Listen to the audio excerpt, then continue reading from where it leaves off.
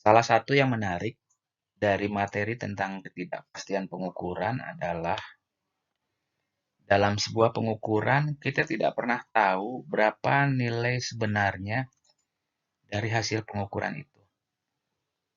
Misalnya kita mengukur temperatur udara di sekitar kita dengan menggunakan termometer.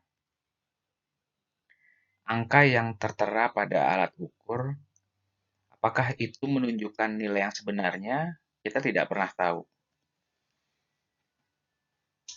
Dalam dunia nyata, yang menarik dalam sebuah pengukuran adalah seberapa besar pengukuran itu menghasilkan kesalahan. Jadi bukan berapa nilai sebenarnya dari hasil pengukuran yang kita peroleh. Nah, dengan kondisi seperti itu, seharusnya muncul pertanyaan. Jika kita melakukan kesalahan dalam pengukuran, berapa besar kesalahan yang kita peroleh dari pengukuran itu? Jawaban dari pertanyaan itu kita sebut dengan ketidakpastian pengukuran.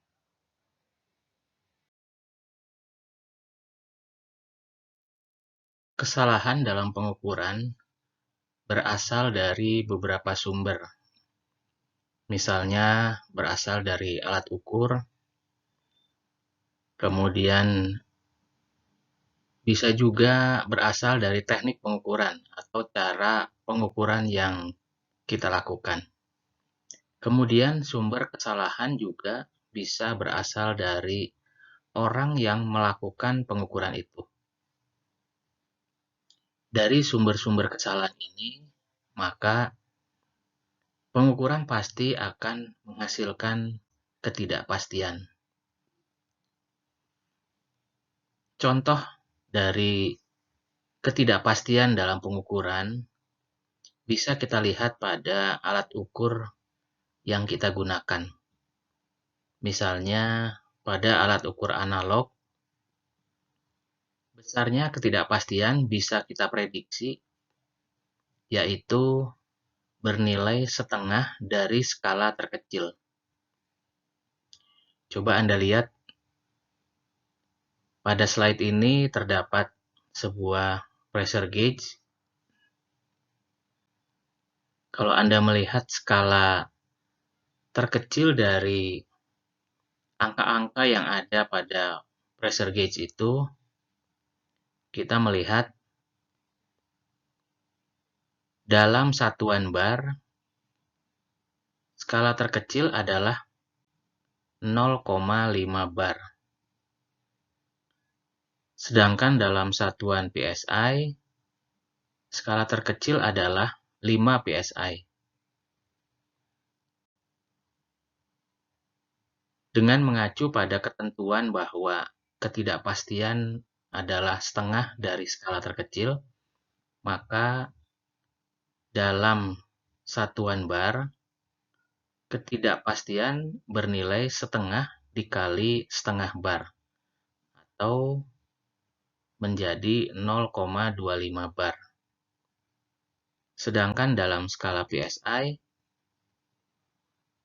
ketidakpastian pengukuran adalah setengah dari 5 PSI, atau 2,5 PSI.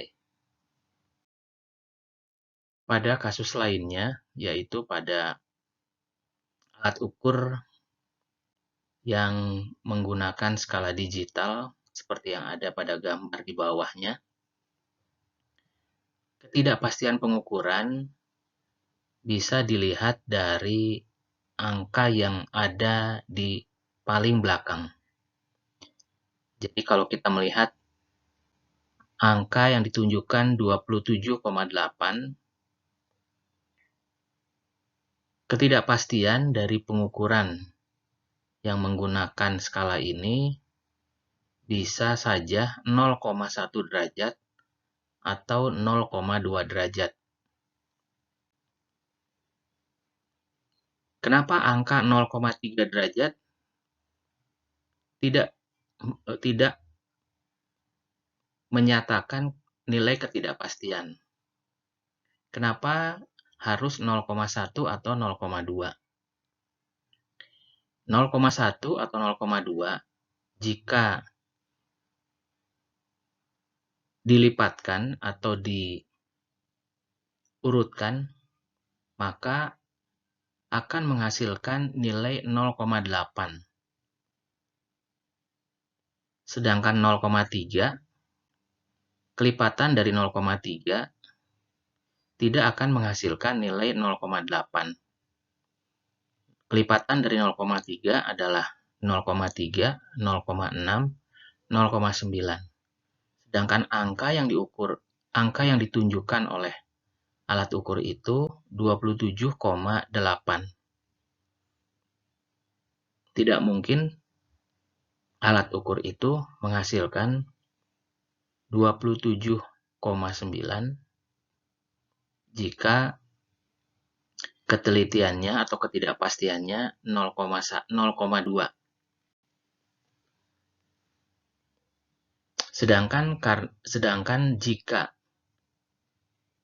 ketidakpastiannya 0,3, maka kelipatannya harus menghasilkan nilai atau digit terakhir 3, 6, atau 9.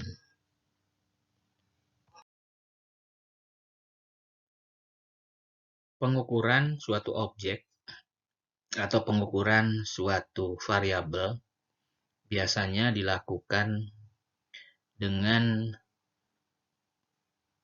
berulang. Pengukuran yang dilakukan lebih dari 1 kali pencatatan.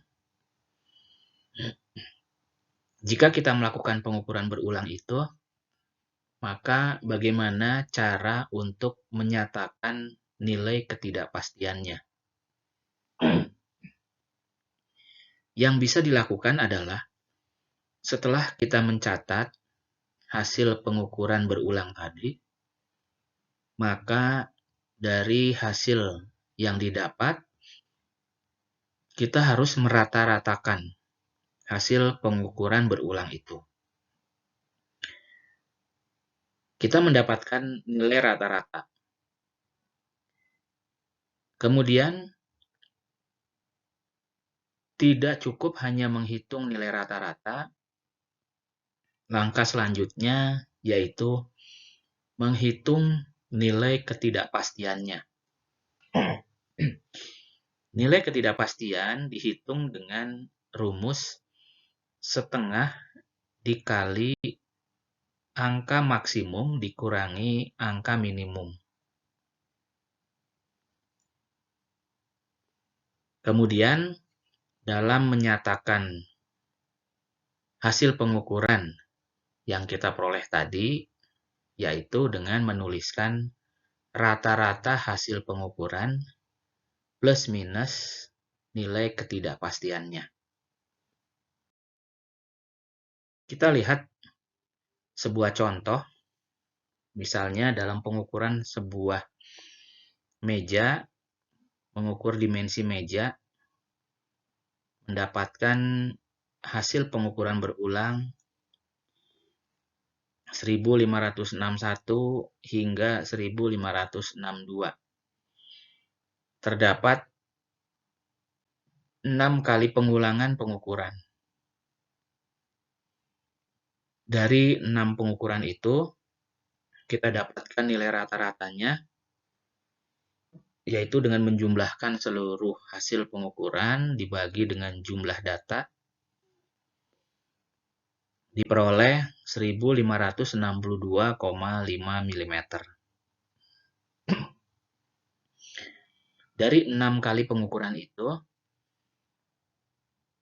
kita tentukan berapa nilai maksimum dan berapa nilai minimum.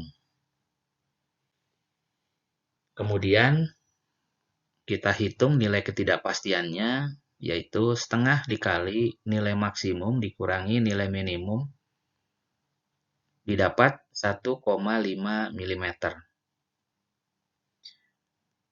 Setelah keduanya diperoleh, kemudian hasil pengukuran bisa dinyatakan dengan 1562,5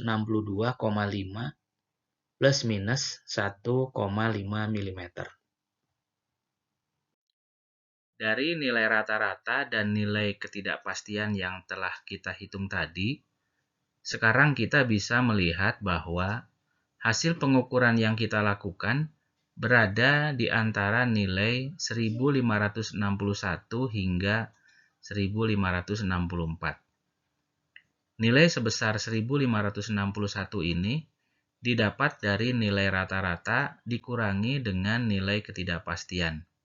Sedangkan nilai 1564 didapat dari nilai rata-rata ditambah dengan nilai ketidakpastian.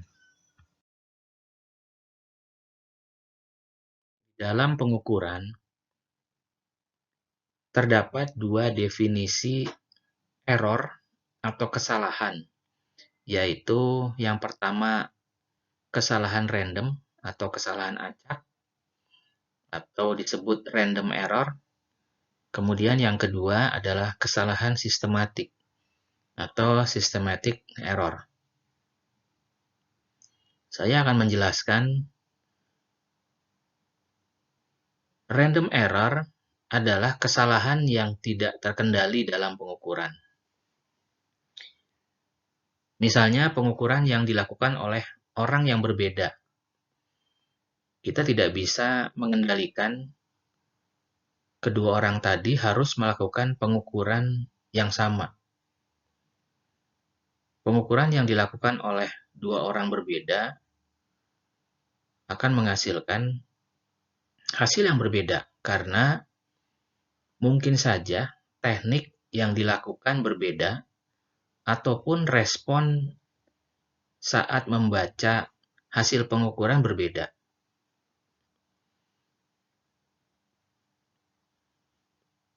Random error atau kesalahan random dapat diminimalisir dengan melakukan pengukuran berulang atau pengukuran ulang. Kemudian dari hasil pengukuran itu kita menghitung kembali rata-ratanya. Jadi kesalahan random ini dapat diminimalisir nilainya dengan melakukan pengukuran ulang. Jadi boleh dilakukan pengukuran ulang, kemudian pengukuran ulang lagi, dirata-ratakan lagi. Itu adalah cara untuk mengurangi kesalahan dari pengukuran yang dilakukan oleh orang yang berbeda atau pengukuran dengan teknik yang berbeda dan lain sebagainya. Kemudian kesalahan yang kedua yaitu kesalahan sistematik. Kesalahan sistematik ini biasanya menghasilkan nilai yang lebih kecil atau lebih besar dari nilai yang sebenarnya. Kesalahan dalam menggunakan alat ukur, misalnya salah memposisikan nilai 0 pada alat ukur, itu adalah jenis kesalahan sistematik. Kita mengukur jarak dengan penggaris misalnya. Titik awal kita bukan letakkan pada titik 0 pada penggaris, melainkan titik awal diletakkan pada ujung dari penggaris. Sudah pasti itu akan menghasilkan nilai pengukuran yang salah. Dan kesalahan itu disebut dengan systematic error. Melakukan pengukuran ulang untuk mengurangi kesalahan sistematik ini percuma. Karena pasti selalu salah.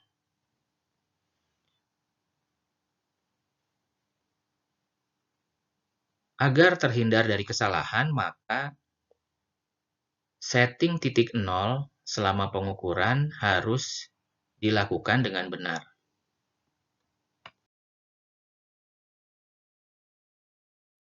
Sekarang kita lihat ilustrasi yang ada pada slide ini. Cara membaca alat ukur dengan memposisikan alat ukur miring pada gambar di atas atau mata kita berada pada posisi miring relatif terhadap alat ukur, itu akan menyebabkan kesalahan membaca.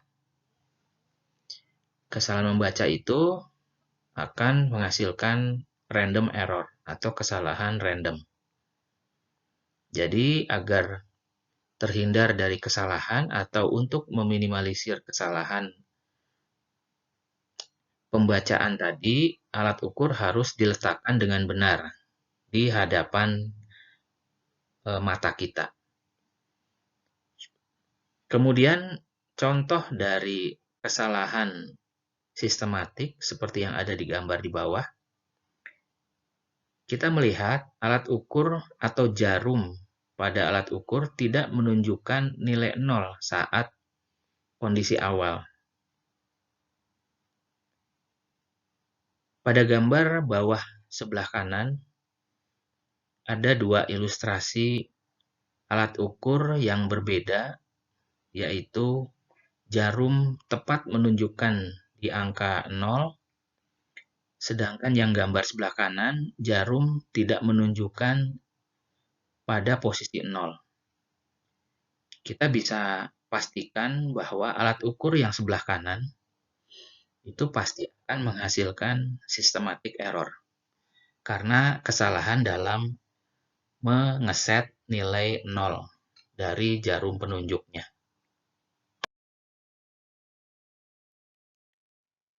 Pertanyaan berikutnya adalah bagaimana menyatakan ketidakpastian hasil pengukuran. Biasanya dari beberapa literatur menyebutkan bahwa ketidakpastian pengukuran bisa dinyatakan dengan 3 cara. Yang pertama adalah ketidakpastian absolut. Yang kedua dinyatakan dengan fraksi ketidakpastian. Yang ketiga dinyatakan dengan persentase ketidakpastian. Kita ambil contoh. Misalnya dari sebuah pengukuran diperoleh hasil 1563 plus minus 5 mm. Plus minus 5 mm ini adalah ketidakpastian. Nah, ketidakpastian absolut itu ditunjukkan dengan angka plus minus 5 mm. Yang kedua, jika dinyatakan dengan fraksi ketidakpastian, maka ketidakpastian absolut yang 5 mm tadi dibagi dengan hasil pengukuran 1563 mm. Sehingga fraksinya adalah 5 dibagi 1563 atau 0,003 mm. Kemudian, ketidakpastian juga bisa dinyatakan dengan persentase ketidakpastian. Jadi, fraksi ketidakpastian tadi itu dikalikan dengan 100%, menghasilkan 0,3%.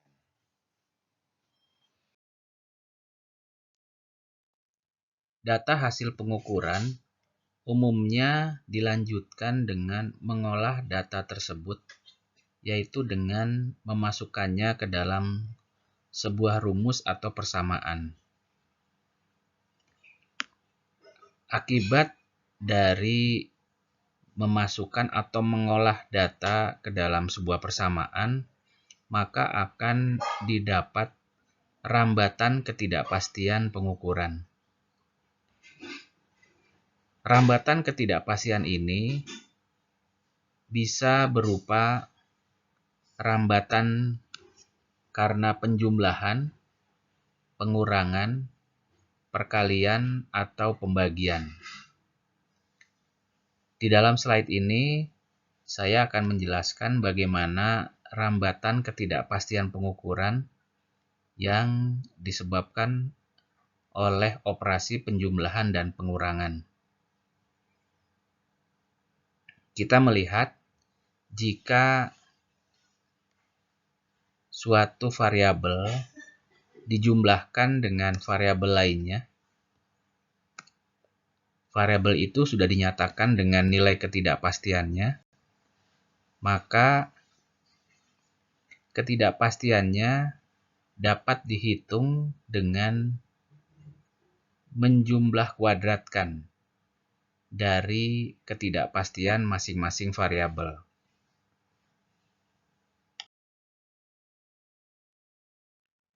Jika dalam pengolahan data hasil pengukuran melibatkan operasi perkalian, maka nilai ketidakpastian dari pengukuran itu dapat dihitung dengan persamaan atau rumus yang ada di dalam slide ini.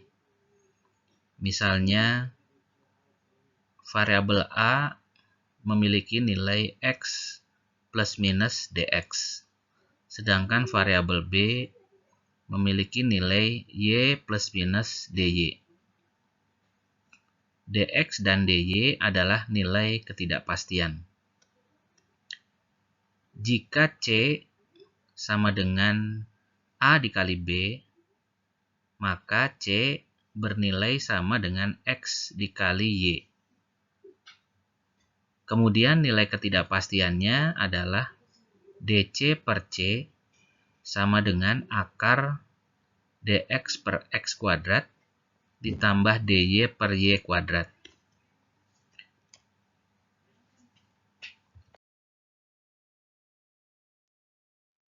Dalam operasi pembagian, rambatan ketidakpastian pengukuran dihitung sama dengan operasi perkalian, di mana nilai ketidakpastian dihitung dari rumus dc per C sama dengan akar dx per x kuadrat ditambah dy per y kuadrat. Tidak ada perbedaan dalam menghitung rambatan ketidakpastian untuk kasus perkalian dan pembagian. Perhitungan rambatan ketidakpastian pengukuran dalam operasi pangkat berbeda dengan operasi perkalian dan pembagian. Anda semua bisa melihat bagaimana menghitung rambatan ketidakpastian dalam operasi pangkat seperti yang ada di dalam slide ini.